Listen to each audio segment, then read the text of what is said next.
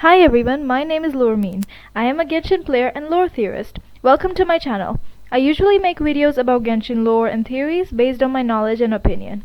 If you like such videos and find Genshin lore interesting, please subscribe to my channel. Also, please do comment down below which video you would like to see next, and I will surely take your suggestion. Now, the topic for today's video is, why did we get Paimon as our traveling companion?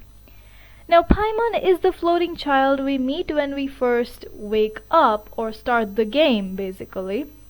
She is pretty helpful, but most of the times rather annoying and talkative. And she doesn't seem to be of this world at all. I mean, not that people express any surprise on seeing her except for a few questions like, who is this mascot, where did she come from, and everything.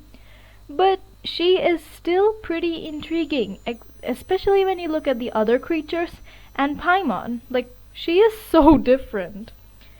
And here arises the question, why did we get a floating, treasure-obsessed, extremely hungry and talkative floating child as our companion for our journey?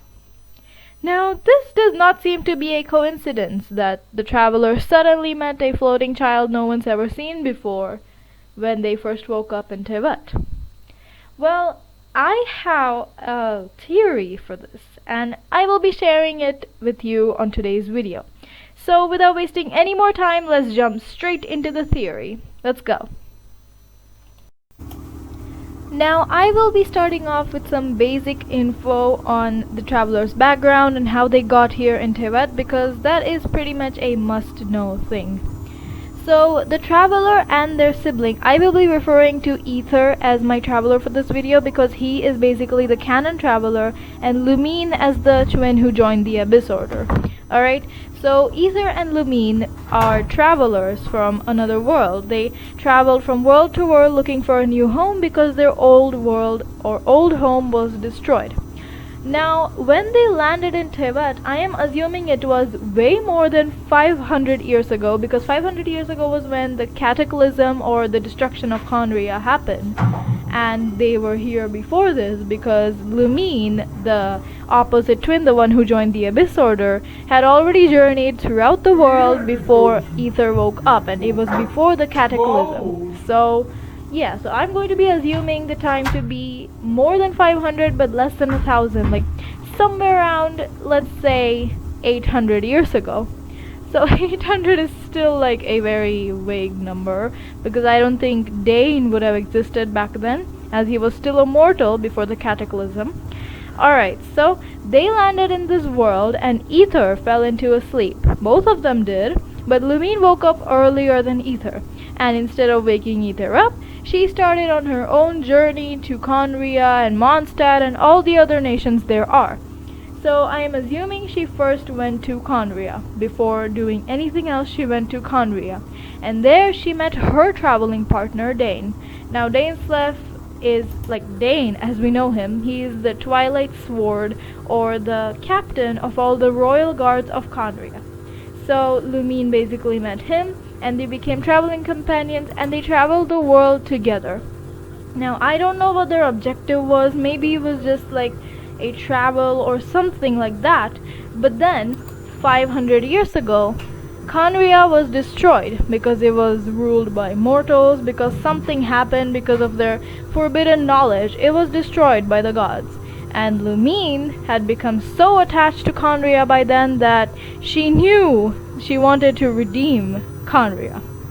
And she knew that the gods would know about this and come after her. So she woke up her brother saying that Tibet is not safe anymore and then they should leave. Aether, by this time, had not woken up at all. He was still sleeping, all the while Lumine was exploring the world. So then Aether woke up, and then, listening to his sister, they decided to leave the world together, since Lumine said it was very dangerous. Now they encountered the unknown god, the sustainer of heavenly principles, supposedly the ruler of Celestia, as many people theorize. So she stopped them, she bound them, she captured them, she threw them back in Tibet.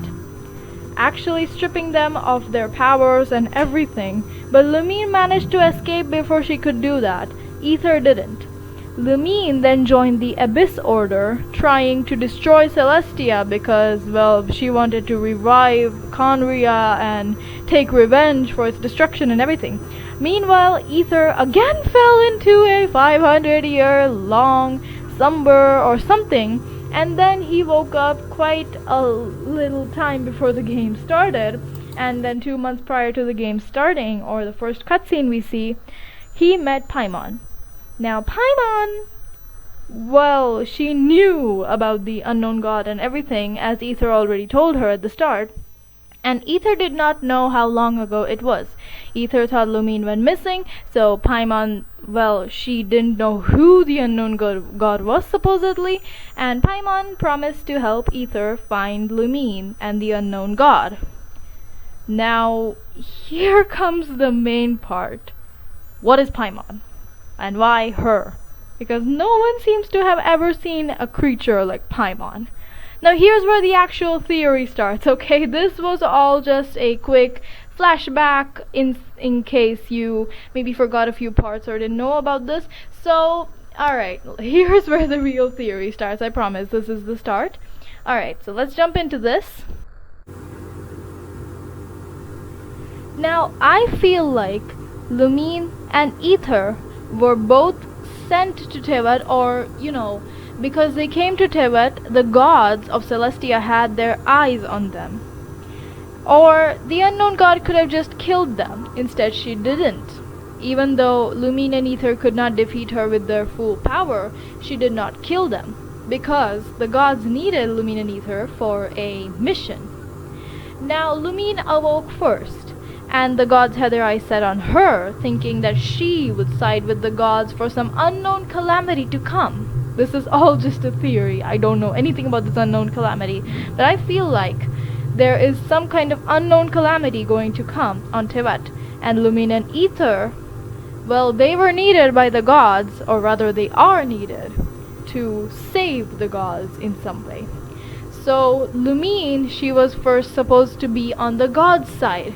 So she traveled the world and everything, but she became so attached to Conria because she met Dainsleif as her traveling companion, and Dainsleif was from Conria.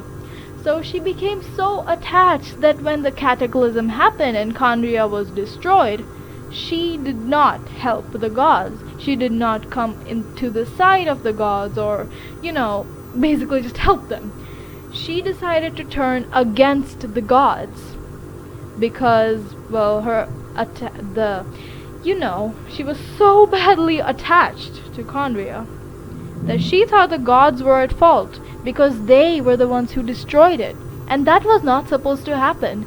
The gods wanted her to be on their side. So now Lumine's joined the Abyss Order and is planning to destroy Celestia, the exact opposite of what Celestia actually wanted her to do, which was help them. And now they needed the next best option, Aether. That's why the unknown god prevented them from leaving. They needed Aether. Aether is now the one to side with the gods and help Celestia overcome that disaster, or overcome maybe the Abyss, who was actually planning to destroy Celestia. Lumine was supposed to do that, but now she is siding with the Abyss, and, well, she became its leader. So now, Aether. Aether needed guidance. Aether needed, well, the one thing that he needed to connect with the gods and think that they are good and the Abyss is evil.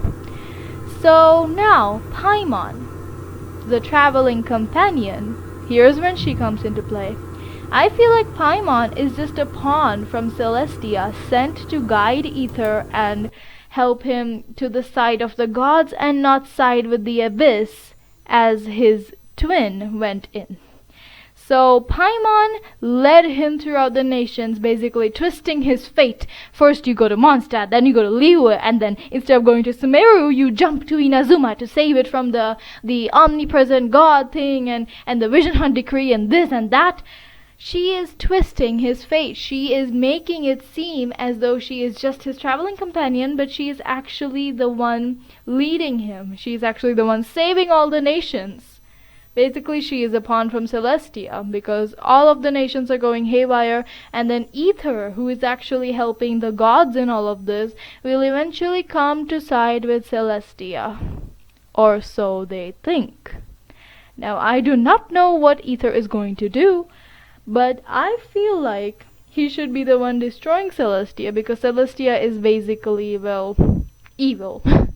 But if I had a choice, I would choose to side with the twin and destroy Celestia.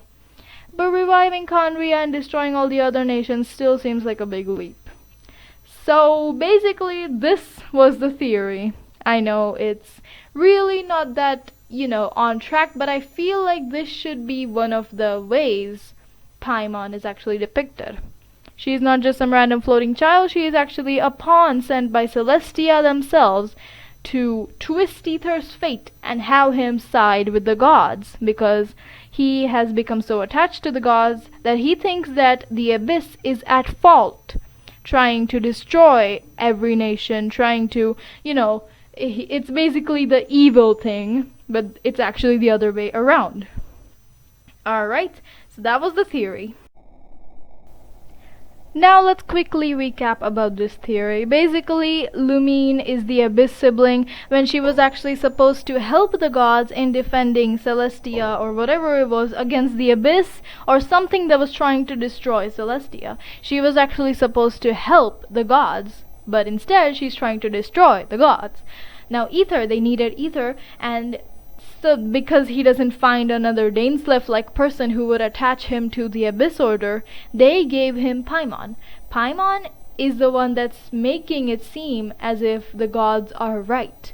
And they did not, destroy Khaenri'ah and everything, and they are not evil at all. She's trying to make it seem as though the Abyss Order is at fault by leading Aether to where there are problems arisen by the Fatui or the Abyss Order. She's basically twisting his fate into the hands of Celestia, the way Celestia wants it. So basically, Paimon is just a pawn sent from Celestia, but not necessarily that she is evil. She could be the one actually, to help Aether at the very end. She could be the one trying to, guide him and what is wrong and what is right. The Abyss might actually be wrong, and Celestia might actually just be trying to help their people because the Abyss is so terrible. I don't know anything about that. But now the question arises, who actually is Paimon? Is she a god? Is she a Seelie, like some people theorize? Is she Ishtaroth, the goddess of time? Or is she just some other of the Primordial One's four shades? Or is she the Primordial One herself? Now, all of this I will be covering in another video. For now, this is it. My name is Loremine, and if you like this video, please go down there and click that like button, share this video, and subscribe to my channel. And make sure to comment down below what video you want to see next, and I will make sure to take your suggestion into account. Alright, and I'll see you all in my next video. Bye bye!